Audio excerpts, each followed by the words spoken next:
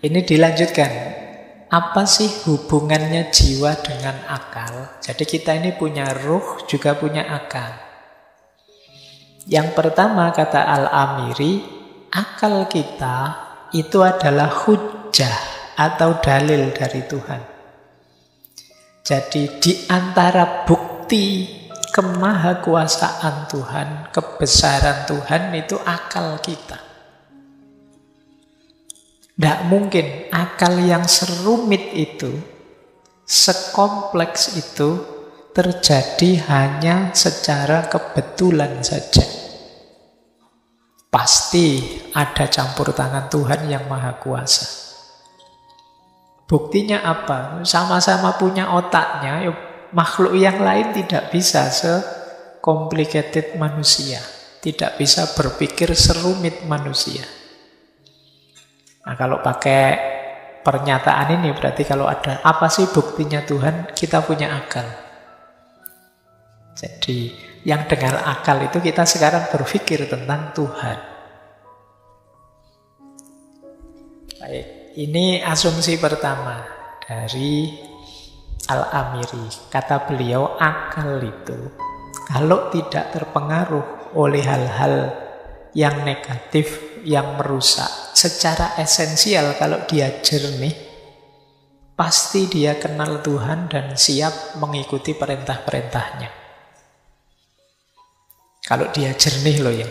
Cuma kalau sedang tidak jernih ya mungkin kayak kita kadang-kadang kan disuruh sholat ya kadang bolong-bolong. Nanti kalau diingatkan sholatnya kok masih bolong-bolong, tidak apa-apalah, Allah Maha Pengampun. Nah, itu berarti masih belum terlalu jernih. Akal yang jernih itu sadar posisinya di hadapan Tuhan. Terus yang ketiga, gimana sih akal itu biar jernih? Dia harus orientasinya ilahiyah. Kemudian dia harus mampu menyambungkan dirinya dengan jiwa, dengan ruh. Jadi jiwa dan ruh itu seperti daya penglihatan dengan mata. Maksudnya apa? Kata Al-Amiri begini. Kalau jiwa kita tidak nyambung dengan akal, itu kita seperti orang buta. Tidak akan bisa apa-apa. Mungkin kita protes, loh tapi kan ada wahyu Pak. Loh emangnya wahyu bisa kita baca kalau akal kita macet? Kalau kalian sedang tidak bisa mikir, buntu Pak pikiran saya, disodori Al-Quran ya tetap buntu. Pikirannya tidak jalan, tidak terbuka. Jadi berarti apa? Jiwa harus kita sambungkan dengan akal. Karena nasibnya jiwa itu ada di dua sisi. Ini seperti yang satu positif, yang satu kutub negatif. Yang positif itu akal, yang negatif itu jasmani atau badan. Jadi jiwa kita itu nyambung dengan badan jasmani yang oleh Al-Amiri disebut alam rendah, juga nyambung dengan akal. Kalau jiwa kita menghadapnya ke akal, kata dia, maka hidup kita hidup yang benar. Tapi kalau jiwa kita menghadapnya ke badan, berarti berpikir jasmani saja, materi saja, nyari enaknya saja, di situ kita salah jalur.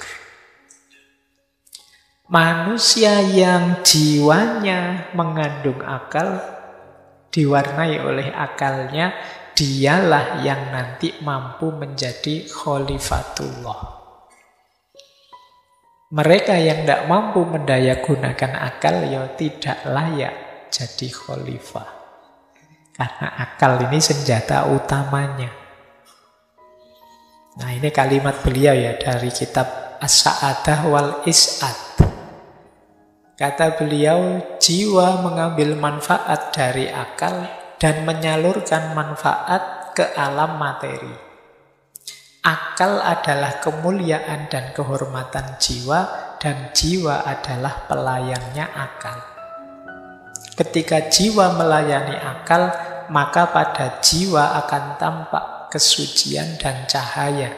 Ketika dia meninggalkan akal, maka akan tampak kegelapan dan kekotoran.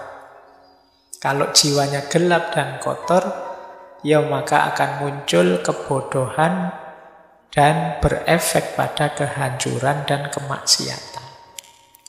Sederhananya kan begini, kalau akal tidak kita gunakan, kalau kita hanya berorientasi pada materi, pada badan, ya kita tidak pinter. Orang pintar itu kan minum, enggak ya? Oh, enggak. Orang pintar itu kan yang menggunakan akalnya. Kalau tidak pakai akal terus bodoh. Kalau bodoh, ya hidupmu akan sengsara. Jadi terus kamu tidak ngerti benar salah, akhirnya maksiat. Inilah hubungannya jiwa dengan akal. Maka hidupkan akalmu. Dari situ kalian akan jadi pinter. Kalau sudah pinter, penuh dengan ilmu, ya jernih perjalanan hidupmu. Tidak kesasar lagi. Loh, terus agama di mana? Ini menarik. Agama juga penting. Kenapa? Ya meskipun jiwa dengan akal itu manfaatnya besar, tapi dengan dukungan agama, jadi ngerti tujuannya harus kemana. Nah, ini Al-Amiri pakai permisalan begini. Dalam perkembangbiakan spesies tumbuhan di alam, semua tingkat kesempurnaan satu spesies tumbuhan secara potensial terdapat dalam wujudnya. Tetapi untuk mewujudkan daun-daunnya, bunga-bunganya, buah-buahnya, mesti membutuhkan seorang tukang kebun.